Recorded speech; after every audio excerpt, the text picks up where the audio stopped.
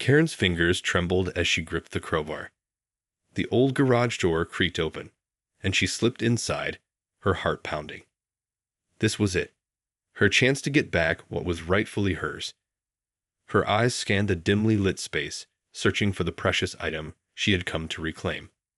Suddenly, she froze. A shadowy figure stood in the corner, unmoving.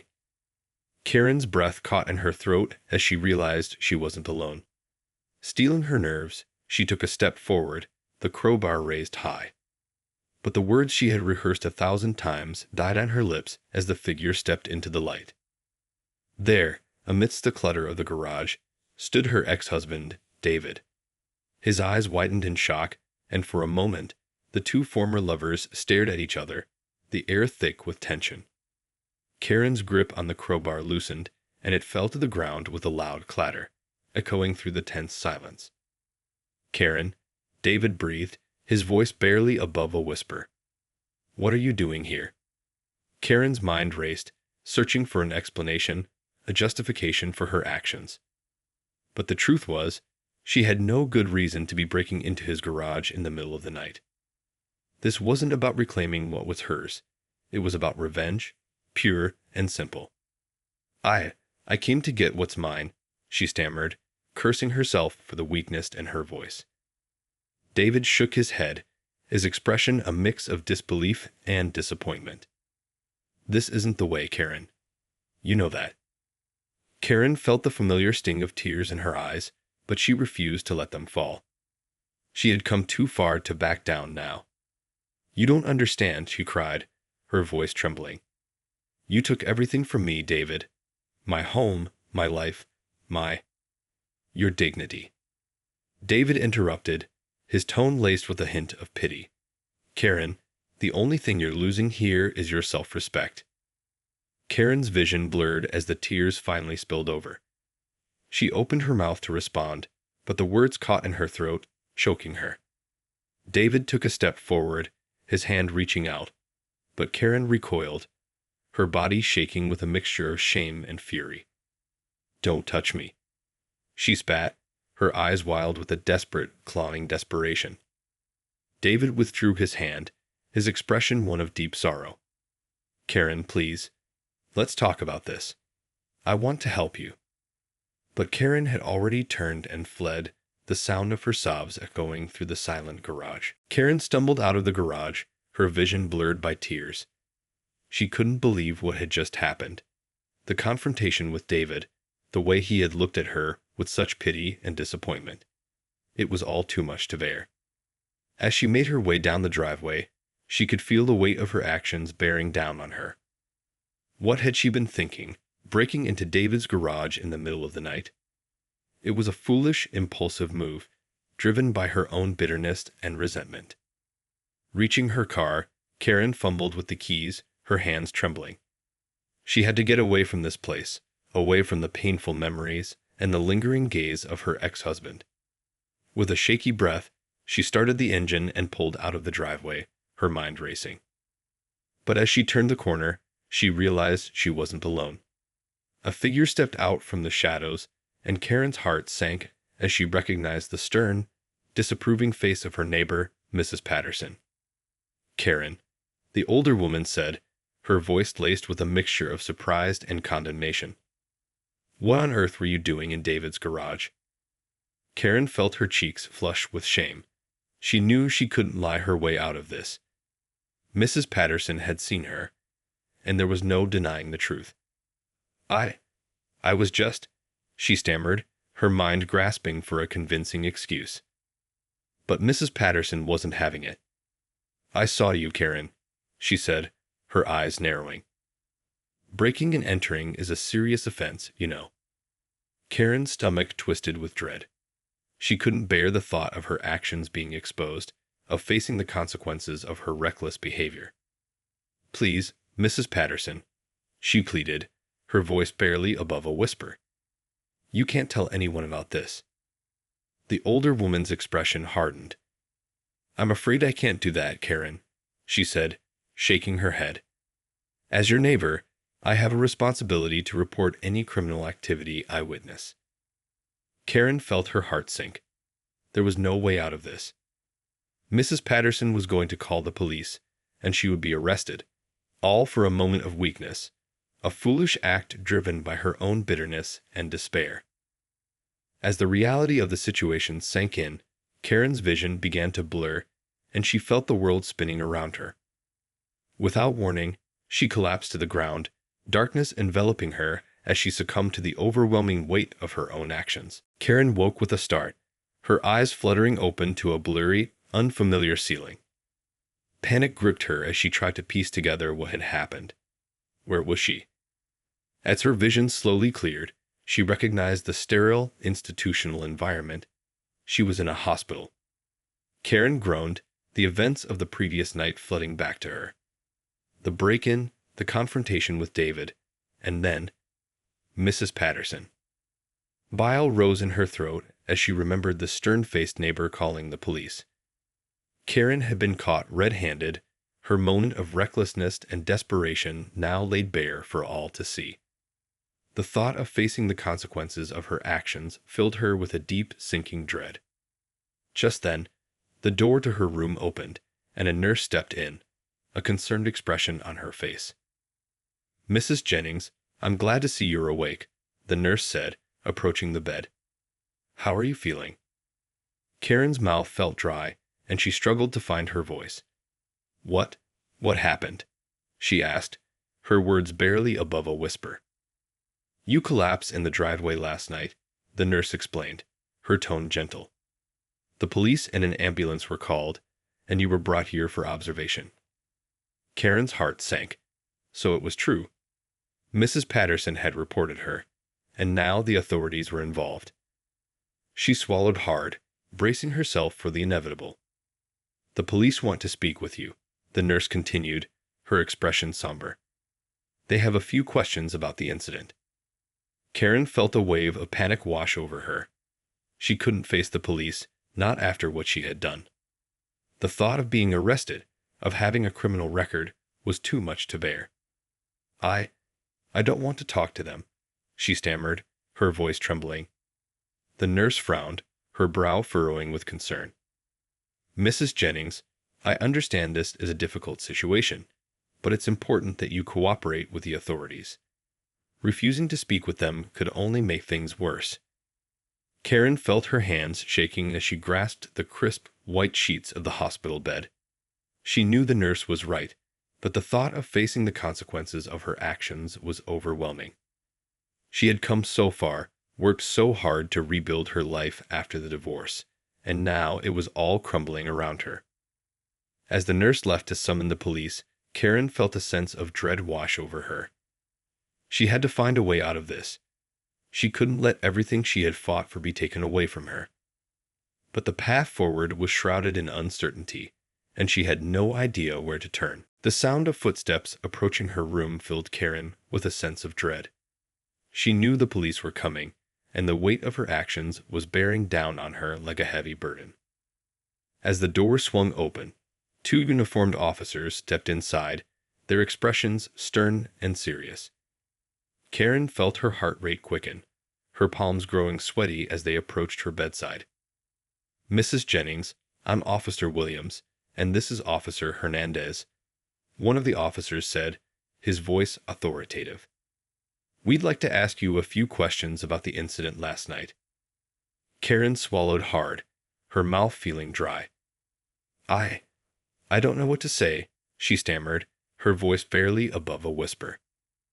The officers exchanged a glance, their brows furrowed with concern.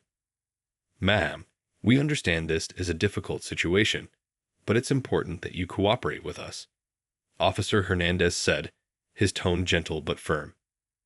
Karen felt a wave of panic wash over her. She wanted to scream, to tell them that she had made a terrible mistake, that she never meant for things to spiral this far out of control. But the words caught in her throat, choking her. I didn't mean to," she began, her voice trembling. "I just wanted to." Officer Williams held up a hand, cutting her off. "Mrs. Jennings, we're here to listen, not to judge. But we need you to be honest with us about what happened." Karen's eyes darted around the room, searching for an escape, a way out of this nightmare. But there was nowhere to go, nowhere to hide. She was trapped, and the weight of her actions was crushing her. I broke into David's garage, she finally admitted, her voice barely audible. I was trying to get something that belonged to me, but then he was there, and I. The officers exchanged another glance, their expressions unreadable. Go on, Officer Hernandez prompted, his eyes narrowed with concern. Karen took a deep breath, her hands trembling. I don't know what I was thinking, she said, her voice laced with desperation. I was just so angry, and I wanted to get back at him. And I. Her voice trailed off, and she felt the tears welling up in her eyes. She had lost control, let her emotions guide her actions, and now she was facing the consequences.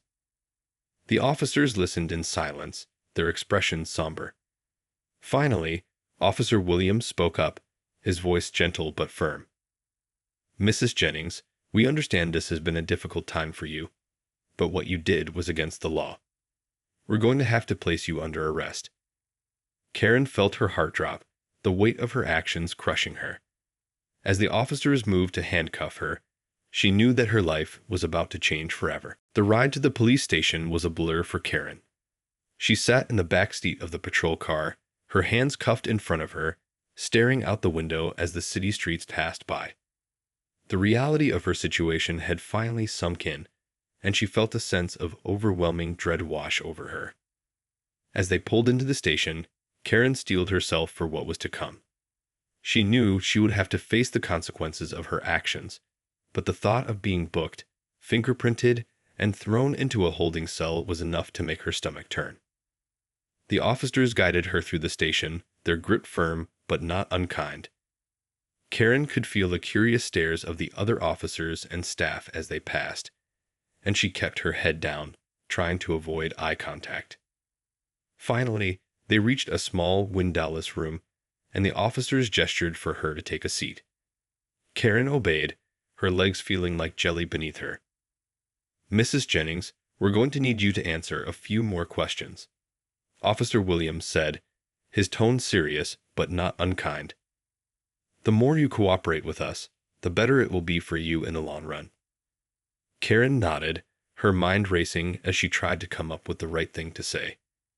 She knew she had made a terrible mistake, but the thought of admitting it openly, of facing the consequences, was overwhelming. As the officers began their questioning, Karen felt a wave of shame wash over her. She recounted the events of the previous night, her voice trembling as she described her break-in and the confrontation with David. She knew she couldn't hide anything from them. The evidence was too damning. But as she spoke, something unexpected happened. The officers listened patiently, their expressions shifting from stern to something akin to empathy.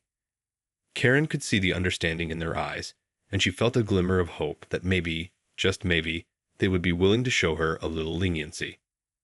When the questioning finally came to an end, Officer Hernandez leaned forward, his brow furrowed with concern. Mrs. Jennings, I understand this has been a difficult time for you, and that your actions were driven by a sense of desperation and resentment. But breaking the law is not the answer, and we can't simply overlook what you've done. Karen felt her heart sink, the brief glimmer of hope quickly extinguished. She braced herself for the worst, but to her surprise, Officer Hernandez continued. However, we're willing to consider alternative options that could help you avoid a criminal record. There are programs and resources available to help people in your situation, and we'd be willing to work with you to explore those options. Karen's eyes widened with a glimmer of hope. Could it be possible that she might be able to avoid the worst consequences of her actions? As the officers explained the potential alternatives to criminal charges, Karen felt a sense of cautious optimism begin to take root. Perhaps there was a way out of this nightmare after all.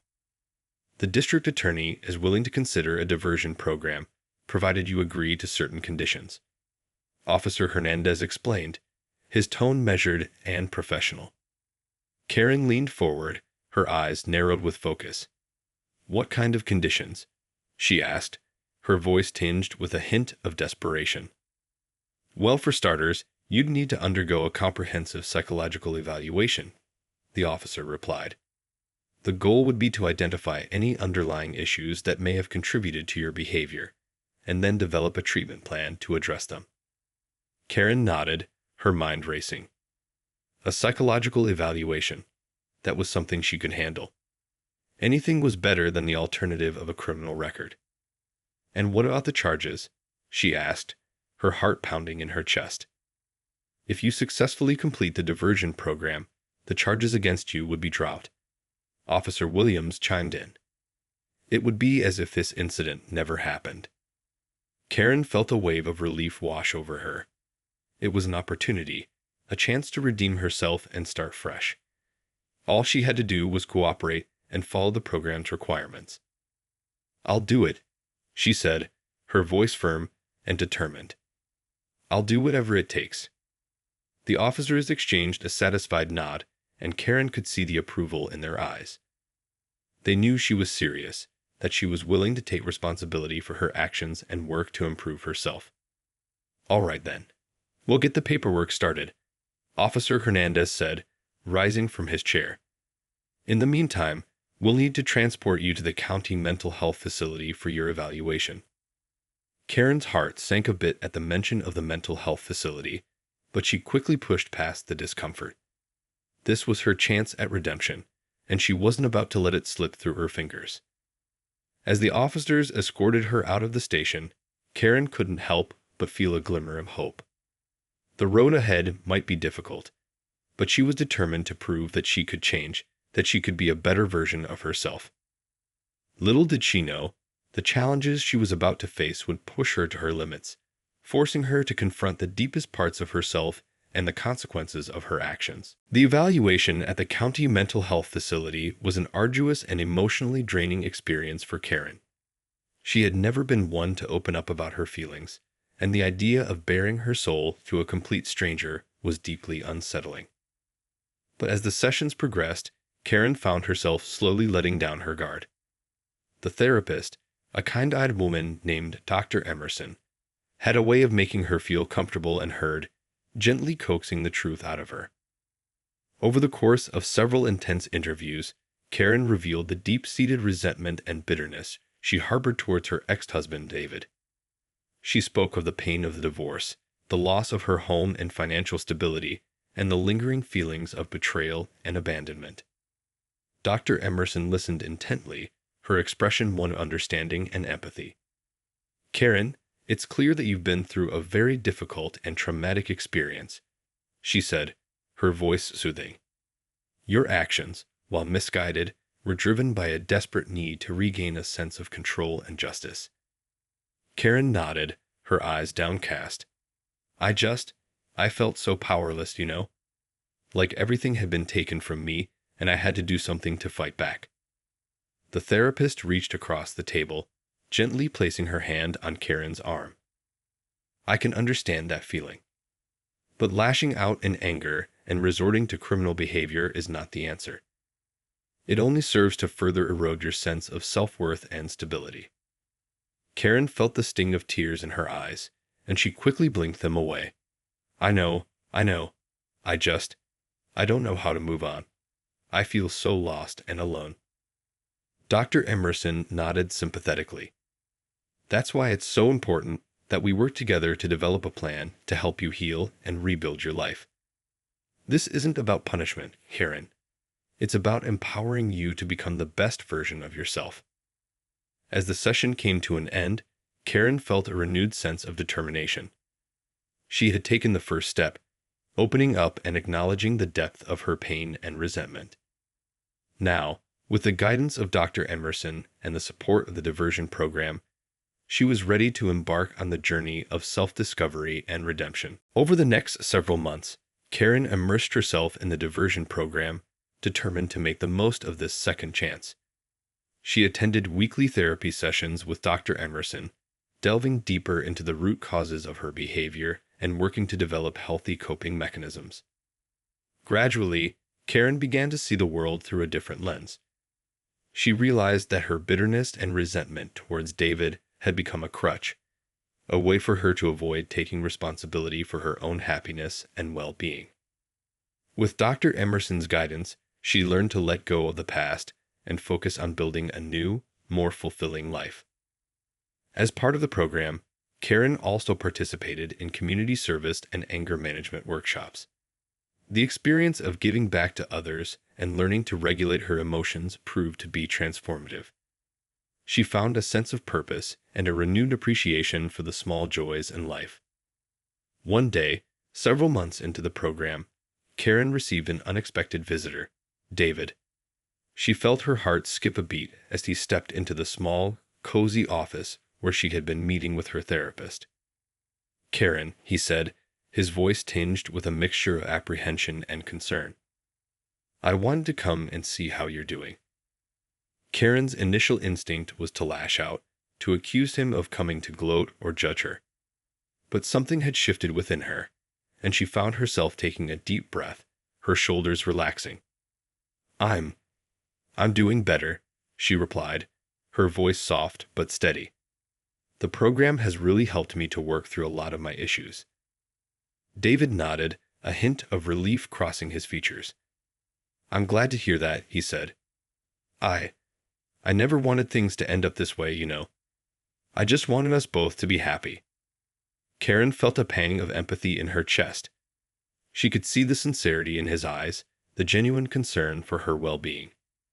It was a stark contrast to the bitterness and resentment she had harbored for so long. "I know," she said, offering him a small, tentative smile. "And I'm sorry for everything that happened. I was so consumed by my own pain that I couldn't see the bigger picture." David reached out, hesitantly, and placed his hand on hers. "It's okay, Karen. We've both made mistakes, but the important thing is that we learn from them and move forward." As they sat there, sharing a moment of understanding and forgiveness, Karen felt a weight lift from her shoulders. She knew that the road ahead would still be challenging, but she was no longer alone. With the support of her therapist, the diversion program, and even her ex-husband, she was ready to embrace a new chapter in her life. One that was defined not by bitterness and resentment, but by growth, healing, and the promise of a brighter future.